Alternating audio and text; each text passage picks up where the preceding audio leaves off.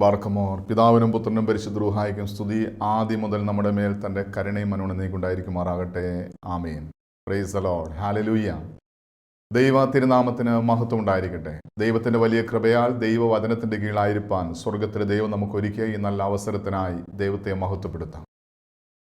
നാം ഇന്ന് ചിന്തിക്കുന്നത് നമ്മുടെ ജീവിതത്തിലുണ്ടാകുന്ന കഷ്ടതകളിൽ, സഹനങ്ങളിൽ നിന്ന് വിടുതൽ പ്രാപിക്കാൻ നാം എന്ത് ചെയ്യണം.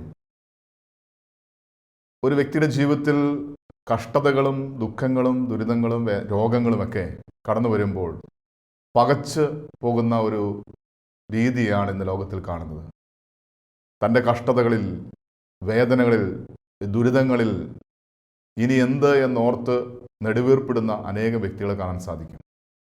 എന്നാൽ കഷ്ടതകളെ അതിജീവിക്കുവാൻ, കഷ്ടതകളിൽ നിന്ന് വിടുതൽ പ്രാപിക്കുവാൻ നാം എന്ത് ചെയ്യണം?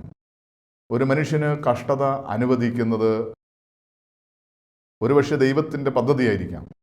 ദൈവം അനുവദിക്കുന്ന അനേകം കഷ്ടതകൾ മനുഷ്യൻ്റെ ജീവിതത്തിൽ ഉണ്ടാകുമെന്നതിന് തെളിവ് വിശുദ്ധ ഗ്രന്ഥത്തിൽ ഉണ്ട്.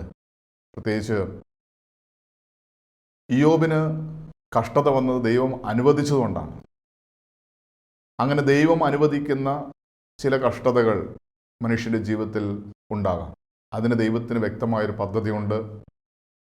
അതിൻ്റെ പൂർണ്ണതയിലെത്താൻ സാധിക്കുമെങ്കിൽ ആ കഷ്ടതയിൽ നിന്ന് ദൈവം അവർക്ക് വിട നൽകുന്നു. ഇയ്യോബിൻ്റെ ജീവിതത്തിൽ തന്നെ ദൈവം കഷ്ടത അനുവദിക്കാൻ കാരണം പിശാചാണ്. പിശാച് യഹോവയുടെ സന്നിധിയിൽ ചെന്ന് അവകാശം പറയുകയാണ്, അല്ലെങ്കിൽ ഇയ്യോബിനെതിരെ കുറ്റം നിരത്തുകയാണ്. അപ്പോൾ പിശാച് ഒരു കഷ്ടതയുടെ സഹനത്തിൻ്റെ വഴിയൊരുക്കുകയാണ്. ദൈവം പിശാചിനോട് പറയുന്നുണ്ട്, നീ അവൻ്റെ ആത്മാവിനെ തുടരുത്. ഇയ്യോബിൻ്റെ ജീവിതം മുഴുവൻ പിശാചിനാൽ പരീക്ഷിക്കപ്പെടുന്നത് കാണാൻ സാധിക്കും. അത് യേശുക്രിസ്തുവിൻ്റെ ജീവിതത്തിൽ നമ്മൾ കാണുന്നുണ്ട്. യേശുവിനെ പിശാച് മരുഭൂമിയിൽ പരീക്ഷിക്കുന്നു. അപ്പോൾ പിശാചിൻ്റെ പരീക്ഷണം മനുഷ്യൻ്റെ ജീവിതത്തിൽ കഷ്ടതയായി മാറാം. മറ്റൊരു മേഖലയാണ് അവനവൻ്റെ പ്രവൃത്തികൾ മൂലമുണ്ടാകുന്ന കഷ്ടതകൾ. കഴിഞ്ഞ നാളിൽ നമ്മൾ കേട്ടൊരു വിഷയമായിരുന്നു ഇത്. ദാവീദിൻ്റെ ജീവിതത്തിൽ സഹനങ്ങൾ, കഷ്ടതകൾ വരാൻ അവൻ്റെ ജീവിതത്തിൽ അവൻ ചെയ്ത പാപമായിരുന്നു എന്ന് ദൈവത്തിൻ്റെ വചനം വ്യക്തമായി വെളിപ്പെടുന്നുണ്ട്. അവൻ എന്നു മുതലാണ് പാപം ചെയ്യാൻ തുടങ്ങിയത്, അന്ന് മുതൽ ജീവിതം പിന്നെ കഷ്ടത നിറഞ്ഞ ജീവിതമായി മാറി. പിന്നെ സഹനത്തിൻ്റെ, കഷ്ടതയുടെ തീച്ചൂളയിലൂടെയാണ് ദാവീദ് യാത്ര ചെയ്തത്. ദൈവത്തിൻ്റെ മനസ്സിനിണങ്ങിയ ദാസനായ ദാവീദ് താൻ പാപം ചെയ്തപ്പോൾ അവൻ്റെ ജീവിതത്തിൽ ഈ കഷ്ടതകൾ ഒരു പെരുമഴ പോലെ അടിക്കടി കഷ്ടതകൾ കടന്നു വന്നു. അപ്പോൾ ഒരു മനുഷ്യൻ്റെ ജീവിതത്തിൽ ദൈവം അനുവദിക്കുന്ന കഷ്ടതകളുണ്ടാകാം. പിശാചിനാൽ പരീക്ഷണങ്ങളും കഷ്ടതകളും ഒരു വ്യക്തിയുടെ ജീവിതത്തിൽ ഉണ്ടാകാം. ഒരുപക്ഷെ അവനവൻ ചെയ്യുന്ന പ്രവൃത്തിയുടെ അനന്തരഫലമായി പാപമുഖാന്തരമായിട്ട് ജീവിതത്തിൽ കഷ്ടതകൾ കടന്നു വരാം. ഏതെല്ലാം രീതിയിൽ കഷ്ടതകൾ കടന്നു വന്നാലും ഈ കഷ്ടതകളിൽ നിന്നെല്ലാം വിടുതൽ പ്രാപിക്കാൻ ദൈവത്തിൻ്റെ വചനം ആഹ്വാനം ചെയ്യുന്നത് കഷ്ടതകളിൽ നിന്നുള്ള വിടുതലിന് അനുദപിക്കുക എന്നുള്ളതാണ്. ദൈവം അനുവദിച്ച കഷ്ടതകളാണെങ്കിലും, ഒരുപക്ഷെ പിശാചിൻ്റെ പരീക്ഷണമായി ജീവിതത്തിൽ ഉണ്ടാകുന്ന കഷ്ടതകളാണെങ്കിലും, അല്ല താൻ ചെയ്തു പോയ പാപം മൂലമുള്ള തൻ്റെ പ്രവൃത്തി ദോഷം കൊണ്ട് ഉണ്ടായ കഷ്ടതകളാണെങ്കിലും, ഒരു മനുഷ്യൻ്റെ ജീവിതത്തിൽ കഷ്ടതയിൽ നിന്ന് വിടുതൽ പ്രാപിക്കാൻ ദൈവത്തിൻ്റെ വചനം നൽകുന്ന വലിയൊരു നിർദ്ദേശമാണ് അനുതാപം. ആരുടെയെല്ലാം ജീവിതത്തിൽ ദൈവസന്നിധിയിൽ അനുദപിക്കുന്നുണ്ടോ ആ വ്യക്തിയുടെ ജീവിതത്തിൽ വലിയൊരു വിടുതൽ, കഷ്ടതയിൽ നിന്നുള്ള വിടുതൽ കാണാൻ സാധിക്കും. കർത്താവിൻ്റെ വചനം പരിശോധിക്കുമ്പോൾ ഇസ്രായേൽ ജനം അവരെവിടെയെല്ലാം ദൈവത്തിൽ നിന്ന് അകന്നു പോയിട്ടുണ്ടോ, ദൈവത്തോട് മത്സരിച്ചിട്ടുണ്ടോ, ദൈവത്തോട് പെറുപെറുത്തിട്ടുണ്ടോ, അവിടെയെല്ലാം അവരുടെ ജീവിതത്തിൽ കഷ്ടതകൾ കടന്നു വന്നിട്ടുണ്ട്. പലപ്പോഴും ദൈവം തന്നെ അവരുടെ ജീവിതത്തിൽ വലിയ മഹാമാരികൾ അയച്ചിട്ടുണ്ട്. ഒരു വചനം ഇങ്ങനെ വായിച്ച് കേൾക്കാം. ശമൂവേൽ പ്രവാചകന്റെ പുസ്തകം 2-ാം പുസ്തകം അതിൻ്റെ 24-ാം അധ്യായം 15-16 വാക്യങ്ങൾ കർത്താവിന്റെ വചനം പറയുന്നു. അങ്ങനെ ഇസ്രായേലിൽ രാവിലെ തുടങ്ങി നിശ്ചയിച്ച അവധി വരെ മഹാമാരി അയച്ചു. ദാൻ മുതൽ ബേർശെബ വരെ ജനത്തിന് 70,000 പേർ മരിച്ചു. ഇവിടെ കർത്താവിന്റെ വചനം പറയുകയാണ്, അങ്ങനെ യഹോവ ഇസ്രായേലിൽ രാവിലെ തുടങ്ങി നിശ്ചയിച്ച അവധി വരെ മഹാമാരി അയച്ചു. ദൈവം അയച്ച ഒരു മഹാമാരി. അതിൻ്റെ കാരണം എന്താണെന്ന് ആ അധ്യായത്തിൻ്റെ ആദ്യം വെളിപ്പെടുന്നുണ്ട്. അതിൻ്റെ 1-ാം വാക്യത്തിൽ ഇങ്ങനെ പറയുന്നത്, യഹോവയുടെ കോപം വീണ്ടും ഇസ്രായേലിൻ്റെ നേരെ ജ്വലിച്ചു. പല പ്രാവശ്യം ഇസ്രായേൽ ജനം ദൈവത്തിന് അകന്നു പോകുമ്പോൾ, പിന്മാറിപ്പോകുമ്പോൾ, ദൈവത്തെ പിറുപിറുക്കുമ്പോൾ, ദൈവത്തെ കുറ്റപ്പെടുത്തുമ്പോൾ, ദൈവത്തെ ചോദ്യം ചെയ്യുമ്പോൾ ദൈവത്തിൻ്റെ കോപം ജ്വലിക്കുകയാണ്. കാരണം ദൈവമാണ് അവരെ വിടുവിച്ചത്, ദൈവമാണ് അവരെ വീണ്ടെടുത്തത്, ദൈവമാണ് വഴി നടത്തുന്നത്. പകൽ മേഘസ്തംഭമായി, രാത്രി അഗ്നിത്തൂണായി, ഷെഖേനയായി ദൈവം അവരോട് കൂടെയുണ്ട്. ദൈവത്തിൻ്റെ സ്വരം കേട്ട് ദൈവത്തിൻ്റെ വാഗ്ദാന ദേശത്തേക്ക് ദൈവം കൊണ്ടുപോവുകയാണ്. അവിടെ അവർ ദൈവത്തെ മറന്ന്, അവർ ദൈവത്തോട് മത്സരിച്ച്, ദൈവത്തോട് പിറുപിറുത്ത് അവർ പാപം ചെയ്യുമ്പോൾ ദൈവത്തിൻ്റെ കോപം അവരുടെ മേൽ ജ്വലിക്കുകയാണ്. അതിനും പറയുകയാണ്, യഹോവയുടെ കോപം വീണ്ടും ഇസ്രായേലിൻ്റെ നേരെ ജ്വലിച്ചു. അങ്ങനെ യഹോവ ഇസ്രായേൽ രാവിലെ തുടങ്ങി നിശ്ചയിച്ച അവധി വരെ മഹാമാരി അയച്ചു. പല പ്രാവശ്യം ഇതുപോലെ സംഭവിച്ചിട്ടുണ്ട്. ഇങ്ങനെ ഒരു വലിയൊരു മഹാമാരി ദൈവം അനുവദിക്കുകയാണ്. ദൈവം ഇങ്ങനെ ഒരു മഹാമാരി അനുവദിച്ചപ്പോൾ അവിടെ അനന്തരഫലമുണ്ടായത്, ദാൻ മുതൽ ബേർഷേബ വരെ ജനത്തിൽ 70,000 പേർ മരിച്ചു. ദൈവം മനഃപൂർവ്വം ശിക്ഷിച്ചതായിരിക്കണമെന്നില്ല. മനുഷ്യൻ്റെ പ്രവൃത്തി മൂലം അവരുടെ മേൽ കടന്നു വന്ന മരണമാണ് ഇവിടെ കാണിക്കുന്നത്. നമ്മൾ തിരിച്ചറിയണം, ദൈവം ആരെയും നശിപ്പിക്കാൻ ആഗ്രഹിക്കുന്നില്ല. മനുഷ്യൻ ചെയ്യുന്ന പ്രവൃത്തിയാണ് അവൻ്റെ മേൽ നാശമായി വരുന്നത്. നമുക്കറിയാം, പാപത്തിൽ തന്നെ ശാപമുണ്ട്, പാപത്തിൽ തന്നെ കഷ്ടതയുണ്ട്, പാപത്തിൽ തന്നെ ദാരിദ്ര്യമുണ്ട്, പാപത്തിൽ തന്നെ രോഗമുണ്ട്, പാപത്തിൽ തന്നെ മനുഷ്യന് മരണമുണ്ട്. ഇതെല്ലാം ദൈവത്തിൻ്റെ വചനം നൽകുന്ന പഠനമാണ്. അങ്ങനെയാണെങ്കിൽ ഒരു മനുഷ്യൻ പാപം ചെയ്യുമ്പോൾ പാപത്തിൽ തന്നെ അതിൻ്റെ അനന്തരഫലങ്ങളുണ്ട്. മനുഷ്യൻ ദൈവത്തിനെതിരായി, മനുഷ്യനെതിരായി, പ്രപഞ്ചത്തിനെതിരായി പാപം ചെയ്യുമ്പോൾ ആ പാപത്തിൽ തന്നെ അതിൻ്റെ അനന്തരഫലമുണ്ട്. ഇവിടെ അവർ ചെയ്ത പ്രവൃത്തിയുടെ അനന്തരഫലം, ഇവിടെ 70,000 പേർ മരിച്ചുപോയി. ഇങ്ങനെ ഒരു വലിയൊരു മഹാമാരി ഉണ്ടായപ്പോൾ ദൈവജനം അനുതപിച്ചു.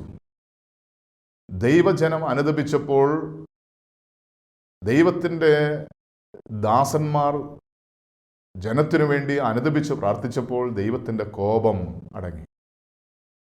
അവർക്ക് മേൽ വരുത്തുമെന്ന് ദൈവം നിശ്ചയിച്ചിരിക്കുന്ന ശിക്ഷാവിധി ദൈവം പിന്മാറാൻ അവരുടെ അനുതാപത്തിന് കാരണമായി. വചനം പറയുന്നു, 16-ാമത്തെ വാക്യത്തിൽ പറയുകയാണ്, എന്നാൽ ദൈവദൂതൻ യെരൂശലേമിനെ ബാധിപ്പാൻ അതിൻ്റെ മേൽ കൈ നീട്ടിയപ്പോൾ യഹോവ അനർത്ഥത്തെക്കുറിച്ച് അനുതപിച്ചു. ജനത്തിൽ നാശം ചെയ്യുന്ന ദൂതനോട്, മതി, നിന്റെ കൈ പിൻവലിക്കുക എന്ന് കൽപ്പിച്ചു. അന്നേരം യഹോവയുടെ ദൂതൻ യെബൂസ്യൻ അവരുടെ മെതിക്കളത്തിനരികെ ആയിരുന്നു. ഇവിടെ ദൈവം അനുതപിക്കുക. മനുഷ്യൻ്റെ അനുതാപം, മനുഷ്യൻ്റെ കഷ്ടതയിൽ അവൻ്റെ അനുതാപം കണ്ടുകൊണ്ട്, അവൻ്റെ സഹനം കണ്ടുകൊണ്ട്, അവൻ്റെ കഷ്ടത കണ്ടുകൊണ്ട് ദൈവം അനുതപിക്കുകയാണ്. ദൈവത്തിൻ്റെ ദൂതൻ യെരൂശലേമിനെ ബാധിപ്പാൻ അതിൻ്റെ മേൽ കൈ നീട്ടിയപ്പോൾ യഹോവ അനർത്ഥത്തെക്കുറിച്ച് അനുതപിച്ചു. ജനത്തിൽ നാശം ചെയ്യുന്ന ദൂതനോട്, മതി, നിന്റെ കൈ പിൻവലിക്കുക എന്ന് കൽപ്പിച്ചു.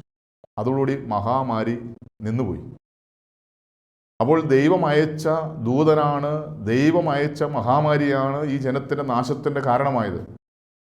ആ നാശത്തിൽ, കഷ്ടതയിൽ കിടന്നുകൊണ്ട്, ആ മഹാമാരിയിൽ കിടന്നുകൊണ്ട് ദൈവജനം അനുതപിച്ചപ്പോൾ ദൈവത്തിൻ്റെ ദാസന്മാർ ദൈവജനത്തിനു വേണ്ടി അനുതപിച്ചപ്പോൾ, ദൈവത്തിൻ്റെ അഭിഷിക്തന്മാർ, ന്യായാധിപന്മാർ ദൈവജനത്തിനു വേണ്ടി ദൈവസന്നിധിയിൽ അനുതപിച്ചപ്പോൾ, മതി, നിന്റെ കൈ പിൻവലിപ്പിക്കുക എന്ന് കൽപ്പിച്ചു.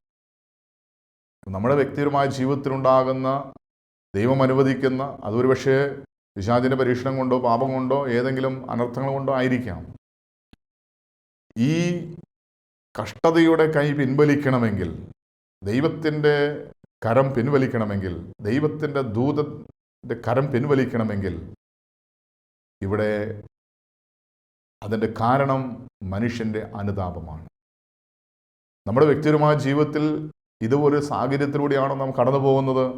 ജീവിതത്തിൽ കഷ്ടതയും രോഗവും ദുഃഖവും മരണവും അടിക്കടി ഉയരുമ്പോൾ ദൈവം സന്നദ്ധിയിൽ ഇതിൽ നിന്ന് എങ്ങനെ വിടുതൽ പ്രാപിക്കാമെന്ന് ചിന്തിക്കുമ്പോൾ ദൈവത്തിൻ്റെ വചനം പഠിപ്പിക്കുന്നു, ഒരു മനുഷ്യൻ്റെ അനുതാപം ദൈവത്തിൻ്റെ കൽപ്പനയ്ക്ക് മാറ്റം വരുത്തുവാൻ സാധിക്കും.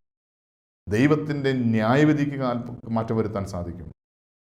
ദൈവം നിശ്ചയിച്ചുറപ്പിച്ചിരിക്കുന്ന ചില തീരുമാനങ്ങളിൽ നിന്ന് മാറ്റം വരുത്തുവാൻ ഒരു മനുഷ്യൻ്റെ അനുതാപത്തിന് സാധിക്കും. ഒരു ദേശത്തിൻ്റെ, ഒരു ജനത്തിൻ്റെ അനുതാപത്തിന് സാധിക്കുമെന്ന് ഇവിടെ ദൈവത്തിൻ്റെ വചനം പഠിപ്പിക്കുകയാണ്. വീണ്ടും വചനം പരിശോധിക്കുമ്പോൾ ദാവീദിൻ്റെ ജീവിതത്തിൽ ദാവീദ് പാപം ചെയ്ത് മുഖാന്തരമായിട്ട് അടിക്കടി അനർത്ഥങ്ങൾ, സഹനങ്ങൾ, കഷ്ടതകൾ ജീവിതത്തിലേക്ക് കടന്നു വന്നപ്പോൾ ദാവീദ് ചെയ്തൊരു പ്രവൃത്തിയുണ്ട്. ദാവീദ് ദൈവസന്നിധിയിൽ സാഷ്ടാംഗം വീണ് അനുതപിച്ച് ദൈവത്തോട് പ്രാർത്ഥിച്ചു. 2 ശമൂവേൽ 22 അധ്യായം അതിൻ്റെ 7 വാക്യം പരിശോധിക്കുമ്പോൾ കർത്താവിൻ്റെ വചനം ഇങ്ങനെ പഠിപ്പിക്കുകയാണ്. ദാവീദ് അവിടെ നിലവിളിച്ചുകൊണ്ട് പറയുന്നൊരു കാര്യമുണ്ട്. എൻ്റെ കഷ്ടതയിൽ ഞാൻ യഹോവയോട് നിലവിളിച്ചു, എൻ്റെ ദൈവത്തോട് തന്നെ നിലവിളിച്ചു. അവൻ തൻ്റെ മന്ദിരത്തിൽ നിന്ന് എൻ്റെ അപേക്ഷ കേട്ടു, എൻ്റെ നിലവിളി അവൻ്റെ ചെവികളിലെത്തി. ദാവീദിൻ്റെ ജീവിതത്തിൽ കഷ്ടത വന്നപ്പോൾ, സഹനങ്ങൾ വന്നപ്പോൾ ദാവീദ് ചെയ്ത പ്രവൃത്തി, അവൻ യഹോവയോട് നിലവിളിച്ചു. അവൻ തൻ്റെ മന്ദിരത്തിൽ നിന്ന് തൻ്റെ അപേക്ഷ കേട്ട് എൻ്റെ നിലവിളി അവൻ്റെ ചെവികളിലെത്തി. ഇവിടെ അനുതാപത്തിൻ്റെ സങ്കീർത്തനങ്ങൾ ചൊല്ലി ദൈവസന്നിധിയിൽ ദൈവത്തിൻ്റെ മനസ്സിനിണങ്ങിയ, ദൈവത്തിൻ്റെ ഇഷ്ടദാസനായ ദാവീദ് ചെയ്തു പോയ പാപത്തെ ഓർത്ത് അനുദപിച്ചുകൊണ്ട്, തൻ്റെ ജീവിതത്തിൽ വന്നുപോയ തെറ്റുകൾ ഓർത്ത് പശ്ചാത്തപിച്ചുകൊണ്ട് ദൈവത്തോട് നിലവിളിച്ചപ്പോൾ ദൈവം നിലവിളി കേട്ടു, അവൻ്റെ പ്രാർത്ഥനയ്ക്ക് ഉത്തരം നൽകിയെന്ന് സാക്ഷ്യപ്പെടുത്തുകയാണ്. ഒരു മനുഷ്യൻ്റെ ജീവിതത്തിൽ അനുതാപത്തെ അവൻ്റെ കഷ്ടതയിൽ നിന്നും മോചനം പ്രാപിക്കാൻ, സ്വാതന്ത്ര്യം പ്രാപിക്കാൻ അത് മുഖാന്തരമായി തീരുമെന്ന് ദാവീദിൻ്റെ ജീവിതത്തിലൂടെ ദൈവത്തിൻ്റെ വചനം പഠിപ്പിക്കുക. വീണ്ടും കർത്താവിൻ്റെ വചനം പരിശോധിക്കുമ്പോൾ യോനയുടെ ജീവിതത്തിൽ യോന ദൈവ വചനത്തിനെതിരായി, ദൈവത്തിൻ്റെ പദ്ധതിക്ക് വിരുദ്ധമായി പ്രവർത്തിച്ചൊരു വ്യക്തിയാണ്. ദൈവം ഇന്ന വഴിക്ക് യാത്ര ചെയ്യണമെന്ന് പറഞ്ഞപ്പോൾ വഴിമാറി യാത്ര ചെയ്തൊരു വ്യക്തിയാണ്. ദൈവത്തിൻ്റെ വഴിയിൽ നിന്ന് മാറി യാത്ര ചെയ്തൊരു വ്യക്തിയാണ്. യോനയുടെ ജീവിതത്തിൽ എന്ത് സംഭവിച്ചു? വലിയൊരു കഷ്ടത സംഭവിച്ചു. 3 ദിവസം ഒരു തിമിംഗലത്തിൻ്റെ ഉള്ളിൽ വലിയ വേദന അനുഭവിക്കേണ്ടി, വലിയ കഷ്ടത അനുഭവിക്കേണ്ടി വന്നു. യോന തൻ്റെ ജീവിതത്തിലുണ്ടായ അനുഭവം പങ്കുവെക്കുകയാണ്. യോനയുടെ പുസ്തകം 2 അധ്യായം 2 വാക്യത്തിൽ ഇങ്ങനെ പറയുന്നു, ഞാൻ എൻ്റെ കഷ്ടത നിമിത്തം യഹോവയോട് നിലവിളിച്ചു, അവൻ എനിക്ക് ഉത്തരമരുളി. ഞാൻ പാതാളത്തിൻ്റെ വയറ്റിൽ നിന്ന് അയ്യം വിളിച്ചു, നീ എൻ്റെ നിലവിളി കേട്ടു. ഇവിടെ കഷ്ടതയിൽ താൻ ചെയ്ത തെറ്റിനെ ഓർത്ത് അനുതപിക്കുകയാണ്, നിലവിളിക്കുകയാണ്. ഇന്ന് പലരും ജീവിതത്തിലുണ്ടാകുന്ന സഹനങ്ങൾ, കഷ്ടതകൾ ഓർക്കുമ്പോൾ ദൈവത്തെ കുറ്റപ്പെടുത്തി, ദൈവത്തെ നിന്ദിച്ച്, ദൈവത്തോട് ചോദ്യം ചെയ്ത്, ദൈവം എന്നെ എനിക്ക് എന്തിനീ കഷ്ടത നൽകി, എന്തിനീ രോഗം നൽകി, എന്തിനീ ദാരിദ്ര്യം നൽകി, എൻ്റെ ജീവിതത്തിൽ എന്തുകൊണ്ട് ഇങ്ങനെയെന്ന് ദൈവത്തോട് ചോദിക്കുന്ന പലരുമുണ്ട്. എന്നാൽ ജീവിതത്തിൽ ഉണ്ടാകുന്ന കഷ്ടതകളിൽ ദൈവത്തോട് നിലവിളിക്കാൻ മനസ്സ് കാണിച്ചാൽ അവിടെ അത്ഭുതം സംഭവിക്കും. ഇവിടെ യോന ദൈവസന്നിധിയിൽ നിലവിളിക്കുകയാണ്. അത് മത്സ്യത്തിൻ്റെ, തിമിംഗലത്തിൻ്റെ ഉള്ളിൽ കിടന്നുകൊണ്ട് ദൈവത്തോട് തൻ്റെ കഷ്ടതയിൽ അനുതപിച്ച് ദൈവത്തോട് നിലവിളിക്കുമ്പോൾ അവിടെ ആ പാതാളത്തിൻ്റെ വയറ്റിൽ നിന്ന് അയ്യം വിളിച്ച് നിലവിളിച്ച് പ്രാർത്ഥിക്കുമ്പോൾ ആ മത്സ്യത്തിൻ്റെ വയറ്റിൽ നിന്ന് യോനയെ രക്ഷിക്കുന്ന ദൈവത്തിൻ്റെ വലിയ സ്നേഹമാണ് ഇവിടെ നാം കാണുന്നത്. അതുമാത്രമല്ല, നിനവേ ദേശം മുഴുവൻ യോനയുടെ വാക്ക് കേട്ട് ദൈവത്തിൻ്റെ കൽപ്പന അനുസരിച്ച് അനുദപിക്കുമ്പോൾ ആ ദേശത്തിന് വരുത്തുമെന്ന് ദൈവം കൽപ്പിച്ച വലിയ കഷ്ടതയിൽ നിന്ന് അവർക്ക് വിട നൽകുകയാണ്. യോനയുടെ പുസ്തകം 3 അധ്യായം അതിൻ്റെ 10 വാക്യത്തിൽ കർത്താവിൻ്റെ വചനം ഇങ്ങനെ പറയുന്നു, അവർ ദുർമാർഗം വിട്ടുതിരിഞ്ഞു എന്ന് ദൈവം അവരുടെ പ്രവൃത്തികളാൽ കണ്ടപ്പോൾ താൻ അവർക്ക് വരുത്തുമെന്ന് അരുളി ചെയ്തിരുന്ന അനർത്ഥങ്ങളെക്കുറിച്ച് ദൈവം അനുദപിച്ചു, അത് വരുത്തിയില്ല. ഇപ്പം ദൈവം ഒരു പദ്ധതി പ്ലാൻ ചെയ്തിട്ടുണ്ടെങ്കിൽ അവരുടെ തിരിച്ചുവരവിന് വേണ്ടിയായിരിക്കാം, അവിടെ ദൈവം തൻ്റെ പദ്ധതിക്ക് മാറ്റം വരുത്തുന്നത് ഈ ജനത്തിൻ്റെ അനുതാപം കണ്ടുകൊണ്ടാണ്. അവർ ചാക്കൊടുത്ത് ചാരം പൂശി ദൈവസന്നിധിയിൽ ചെയ്തു പോയ തെറ്റിനെ ഓർത്ത് അനുദപിച്ച് മാപ്പ് ചോദിച്ച് ദൈവസന്നിധിയിൽ പശ്ചാത്തപിച്ചപ്പോൾ ദൈവത്തിന് അവരോട് മനസ്സലിവ് തോന്നി. ദൈവം അവരോട് ആ ദേശത്തോട് കരുണ തോന്നി. അവർക്ക് വരുത്തുമെന്ന് ദൈവം കൽപ്പിച്ച ആ മഹാമാരിയിൽ നിന്ന് ദൈവം അവരെ വിടുവിക്കുന്നതായിട്ട് കാണാൻ സാധിക്കും.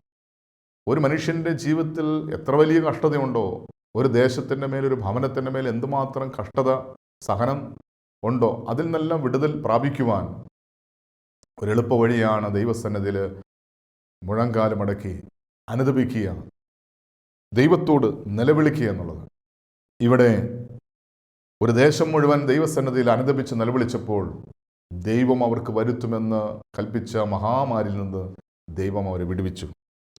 വീണ്ടും കർത്താവിന്റെ വചനം പരിശോധിക്കുമ്പോൾ യിരെമ്യാപ്രവാചകന്റെ പുസ്തകം 26-ാം അധ്യായം അതിൻ്റെ 13-ാമത്തെ വാക്യത്തിൽ കർത്താവിന്റെ വചനം പറയുകയാണ്, ആകയാൽ നിങ്ങൾ നിങ്ങളുടെ നടപ്പും പ്രവൃത്തികളും നന്നാക്കി നിങ്ങളുടെ ദൈവമായ യഹോവയുടെ വാക്ക് കേട്ട് അനുസരിപ്പിൻ.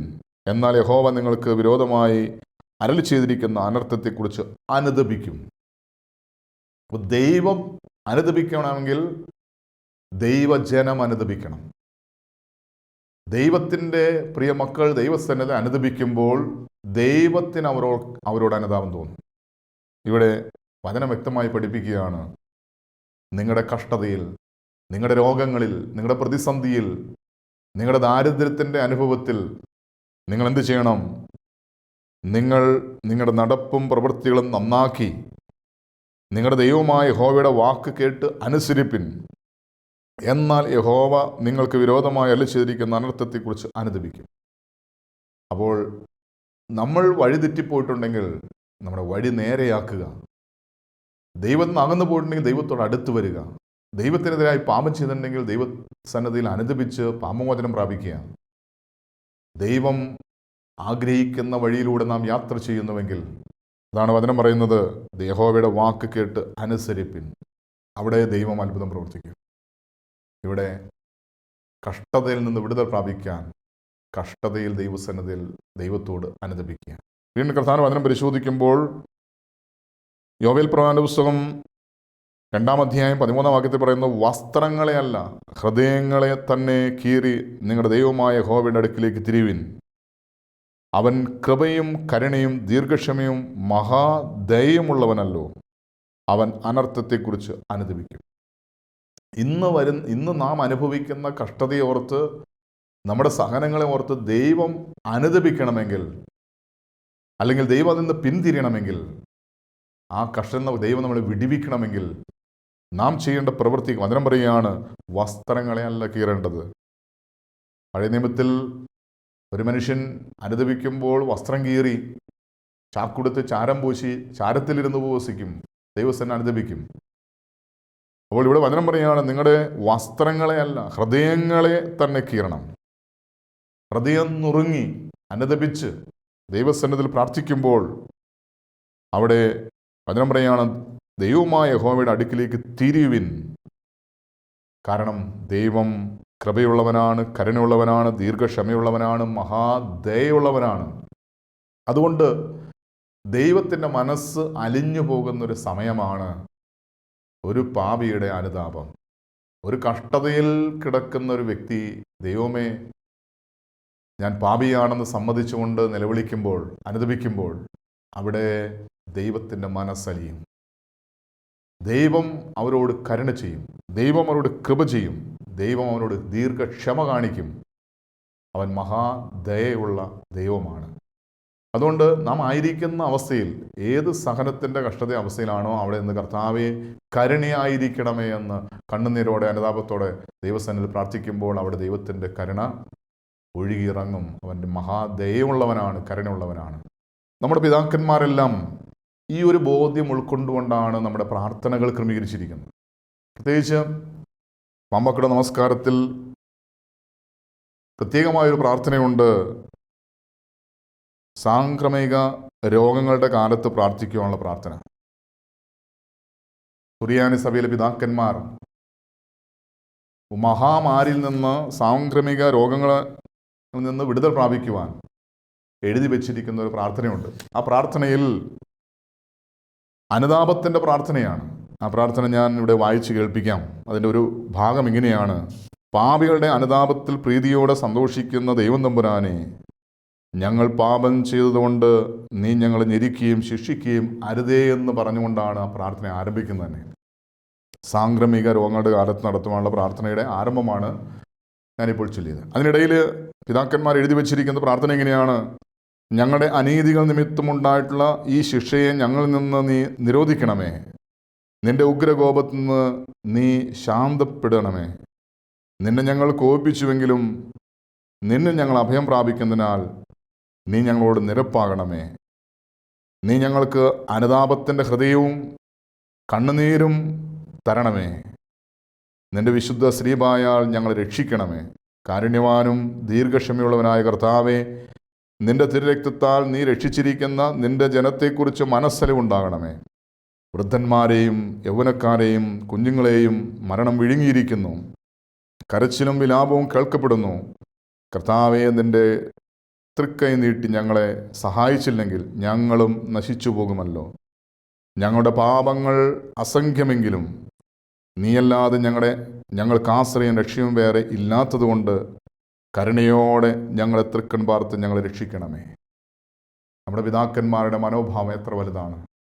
അനുതപിക്കുന്ന, ദൈവസന്നിധിയിൽ കണ്ണുനീരോടെ അനുതപിച്ച് പ്രാർത്ഥിക്കുന്ന പ്രാർത്ഥനയ്ക്ക് ഉത്തരമുണ്ട് എന്ന് വ്യക്തമായ ബോധ്യമുള്ള പിതാക്കന്മാർ എഴുതി വച്ചിരിക്കുകയാണ്. ഈ പ്രാർത്ഥന മഹാമാരികൾ, സാംക്രമിക രോഗങ്ങൾ പറന്നു പിടിച്ചിരിക്കുന്ന കാലഘട്ടത്ത് പ്രാർത്ഥിക്കുവാൻ വേണ്ടി പിതാക്കന്മാർ എഴുതി വച്ചിരിക്കുകയാണ്. ഇന്ന് സഭ ഒന്നടങ്കം പ്രാർത്ഥിക്കേണ്ട ഒരു പ്രാർത്ഥനയാണ്: കർത്താവേ, ഞങ്ങളെ ശിക്ഷിക്കരുത്.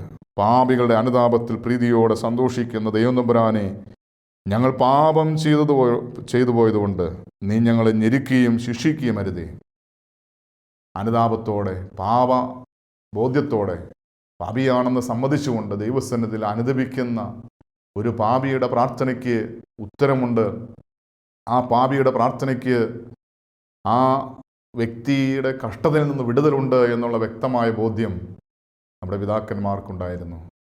ഈ കാലഘട്ടത്തിൽ മരണങ്ങളും വിലാപത്തിൻ്റെ, നിലവിളിയുടെ, കരച്ചിലിൻ്റെ ശബ്ദവും നാം കേൾക്കുമ്പോൾ, മരണഭയത്തിൻ്റെ, രോഗഭയത്തിൻ്റെ ഭീതിയിൽ ആയിരിക്കുമ്പോൾ നാം ചെയ്യേണ്ട ഒരു കാര്യം, ഈ കഷ്ടതയിൽ നമ്മെ വിടുവിക്കുന്നൊരു ദൈവമുണ്ട്.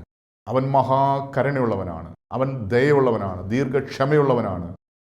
ആ ദൈവത്തിൻ്റെ മനസ്സലിവ് അനുദപിക്കുന്ന ഒരു വ്യക്തിയുടെ പ്രാർത്ഥനയുടെ മധ്യത്തിലാണ്.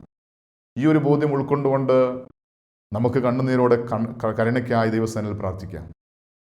നാം ചെയ്തു പോയ പാപങ്ങളെ ഓർത്ത് അനുദപിക്കാം. കഷ്ടതയിൽ അനുദപിക്കുന്ന ഒരു വ്യക്തിക്ക് വിടുതലുണ്ട് എന്നുള്ള വ്യക്തമായ ബോധ്യം ഉൾക്കൊണ്ടുകൊണ്ട് നമുക്ക് കണ്ണുനീരോടെ, നമുക്ക് മാത്രമല്ല ലോകം മുഴുവനും കഷ്ടത അനുഭവിക്കുന്ന, രോഗത്തിൻ്റെ പിടിയിലായിരിക്കുന്ന, ദാരിദ്ര്യത്തിൻ്റെ വേദന അനുഭവിക്കുന്ന, നാളെയെക്കുറിച്ച് ഓർത്ത് ഉത്കണ്ഠപ്പെടുന്ന, രോഗഭയത്തിലും മരണഭയത്തിലുമായിരിക്കുന്ന സകല ജനങ്ങൾക്കും വിടുതൽ പ്രാപിക്കാൻ വേണ്ടി നമുക്ക് അവരുടെ പാപങ്ങളെ ഓർത്ത് അനുദപിക്കാം. അവർ ചെയ്തു പോയ തെറ്റിനെ ഓർത്ത് അനുദപിക്കാം. ആരെല്ലാം ദൈവത്തിൽ നിന്ന് അകന്നു പോയിട്ടുണ്ടോ അവരെല്ലാം ഓർത്ത് നമുക്ക് ദൈവസന്നിധിയിൽ അനുദപിക്കാം. നമ്മുടെ പൂർവ്വപിതാക്കന്മാർ ആരെല്ലാം പാപം വഴി, മരണം വഴി ലോകം നിന്ന് മാറ്റപ്പെട്ടിട്ടുണ്ടോ അവർക്കെല്ലാം വേണ്ടി നമുക്ക് അനുദപിക്കാം. ഈ ലോകം മുഴുവനും മനുഷ്യൻ ചെയ്തു പോയ സകല പാപത്തിനും ഓർത്ത് നമുക്ക് ദൈവസന്നിധിയിൽ കണ്ണുനീരോടെ അനുദപിക്കാം. നമുക്ക് വേണ്ടി മാത്രമല്ല, ലോകം മുഴുവൻ സകല മനുഷ്യൻ്റെയും പാപങ്ങളെ ഓർത്ത് നമുക്ക് ദൈവസന്നിധിക്കാം. കരുണയായിരിക്കണമേ കർത്താവേ, ദയ തോന്നണമേ കർത്താവേ, ദീർഘക്ഷമ കാണിക്കണമേ കർത്താവേ, മഹാമാരിയിൽ നിന്നും, രോഗങ്ങളിൽ നിന്നും, കഷ്ടതയിൽ നിന്നും ഞങ്ങളെ വിടുവിക്കണമേ, ഞങ്ങളുടെ തലമുറയെ രക്ഷിക്കണമേ എന്ന് നമുക്ക് ദൈവസന്നിധിയിൽ പ്രാർത്ഥിക്കാം. പരിശുദ്ധ അമ്മയുടെയും സകല ശുദ്ധിമാന്മാരുടെയും ശുദ്ധിമതിയുടെ മധ്യസ്ഥന് അഭയപ്പെട്ടുകൊണ്ട് കർത്താവിനോട് കരുണയ്ക്ക് വേണ്ടി നമുക്ക് പ്രാർത്ഥിക്കാം. നമുക്ക് കണ്ണടച്ച് ഒരു വാക്ക് കേട്ട വചനത്തിൻ്റെ ബോധ്യത്തിൽ നിന്ന് നമുക്ക് വേണ്ടി, നമ്മുടെ കുടുംബങ്ങൾക്ക് വേണ്ടി, ദേശത്തിന് വേണ്ടി, ലോകം മുഴുവന് വേണ്ടി, നമ്മുടെ രാഷ്ട്രത്തിന് വേണ്ടി, പ്രത്യേകിച്ച് മഹാമാരിയിലായിരിക്കുന്ന എല്ലാവർക്കും വേണ്ടി നമുക്കിങ്ങനെ പ്രാർത്ഥിക്കാം. ബാർക്കുമോർ, ഞങ്ങൾ അത്യധികമായി സ്നേഹിക്കുന്ന ഞങ്ങളുടെ സ്വർഗീയ പിതാവാൻ നല്ല ദൈവമേ, അവിടുന്ന് മഹാദയുള്ളവനാണ്, അവിടുന്ന് കരുണയുള്ളവനാണ്, അവിടുന്ന് ദീർഘക്ഷമയുള്ളവനാണ്. കർത്താവേ, ഞങ്ങളുടെ സകല പാപങ്ങളിൽ നിന്നും പാപം മൂലം കഷ്ടത അനുഭവിക്കുന്ന ജനങ്ങളുടെ ആ കഷ്ടത്തിൽ നിന്ന് വിടുവിക്കുവാൻ മതിയായ ദൈവമാണ്. കർത്താവെ, ലോകം മുഴുവനും മഹാമാരിയിൽ വേദന അനുഭവിക്കുന്ന, രോഗത്തിൻ്റെ ബന്ധനത്തിലായിരിക്കുന്ന, മരണഭയത്തിലായിരിക്കുന്ന, ദാരിദ്ര്യത്തിൻ്റെ അടിമനുഖത്തിലായിരിക്കുന്ന, കർത്താവെ, നാളെ എന്തെങ്കിലും ഓർത്ത് ആകുലപ്പെടുന്ന സകല മനുഷ്യരെ നിന്റെ കരങ്ങളിൽ സമർപ്പിക്കുന്നു. അവർ ചെയ്തുപോയ സകല തെറ്റുകൾക്കും ഞങ്ങൾ മാപ്പ് ചോദിക്കുകയാണ്. കർത്താവെ, ഞങ്ങൾ ചെയ്തുപോയ സകല തെറ്റുകൾക്കും ഞങ്ങൾ മാപ്പ് ചോദിക്കുകയാണ്. കർത്താവെ, ഞങ്ങളോട് മനസ്സലിയണമേ, നീ കരുണ കാണിക്കണമേ, ദീർഘക്ഷമ കാണിക്കണമേ. മഹാമാരിയിൽ നിന്നും രോഗങ്ങളിൽ നിന്നും കഷ്ടം ഞങ്ങളെ വിടിവിക്കണമേ. സാമ്പത്തിക ബാധ്യതകളിൽ നിന്ന് പ്രതിസന്ധിയിൽ ഞങ്ങളെ രക്ഷിക്കണമേ. കർത്താവെ, ഞങ്ങളുടെ കുറവുകളെ നിന്റെ കരങ്ങളിലേക്ക് സമർപ്പിക്കുകയാണ്. ഞങ്ങൾക്ക് വേണ്ടി സ്വർഗം വിട്ടി ഭൂമിയിലേക്ക് എഴുന്നള്ളി വന്ന് ഞങ്ങളുടെ പാപത്തിന് പരിഹാര ബലിയായി ഞങ്ങൾക്ക് വേണ്ടി ക്രൂശിൽ മരിച്ച് മരണത്തെ ജയിച്ച് ഉയർത്തെഴുന്നേറ്റ് ഇന്നും ഞങ്ങൾക്ക് വേണ്ടി പാപ പരിഹാര ബലിയായി നിൽക്കുന്ന ഞങ്ങളുടെ കർത്താവ്, ഞങ്ങളുടെ ദൈവമായ യേശുവെ, അവിടുത്തെ തിരുമുറിവിലേക്ക് ഞങ്ങളുടെ സകല തെറ്റുകളും കുറ്റങ്ങളും പാപങ്ങളും സമർപ്പിക്കുന്നു. ലോകം മുഴുവൻ്റെയും പാപങ്ങൾ സമർപ്പിക്കുകയാണ്. കർത്താവേ, അവിടുത്തെ പുത്രനായ യേശുവിൻ്റെ തിരുരക്തത്തിൻ്റെ യോഗ്യതയാൽ, തിരുമുറിവിൻ്റെ യോഗ്യതയാൽ, പീഡാസഹനത്തിൻ്റെ യോഗ്യതയാൽ ഞങ്ങൾക്ക് വിടു നൽകണമേ. സകല കഷ്ടം ഞങ്ങൾക്ക് മോചനം നൽകണം. ഞങ്ങൾ പാപികളാണെന്ന് സമ്മതിക്കുന്നു. അനുദപിക്കുവാനുള്ള ഹൃദയം ഞങ്ങൾക്ക് നൽകി ഞങ്ങളുടെ അനുതാപം കണ്ടുകൊണ്ട് ഞങ്ങളുടെ മനസ്സലിയണമേ. പരിശുദ്ധി അമ്മേ, ദൈവമാതാവേ, സകല ശുദ്ധിമാന്മാരെ, ശുദ്ധിമതികളെ ഞങ്ങൾക്ക് വേണ്ടി പ്രാർത്ഥിക്കണമേ. എല്ലാ മഹത്വം അങ്ങേക്ക്. എല്ലാം ഞങ്ങൾക്ക് വേണ്ടി ക്രൂശിൽ മരിച്ചു മരണത്തെ ജയിച്ചു ഉയർത്തെഴുന്നേറ്റ് ഇന്നും ജീവിക്കുന്ന ഞങ്ങളുടെ കർത്താവ്, ഞങ്ങളുടെ ദൈവമായ യേശുക്രിസ്തുവിൻ്റെ അതിപരിശുദ്ധമായ നാമത്തിൽ ചോദിക്കുന്നു. കൃപയോടെ കേൾക്കണം നല്ല പിതാവേ. ആമേൻ.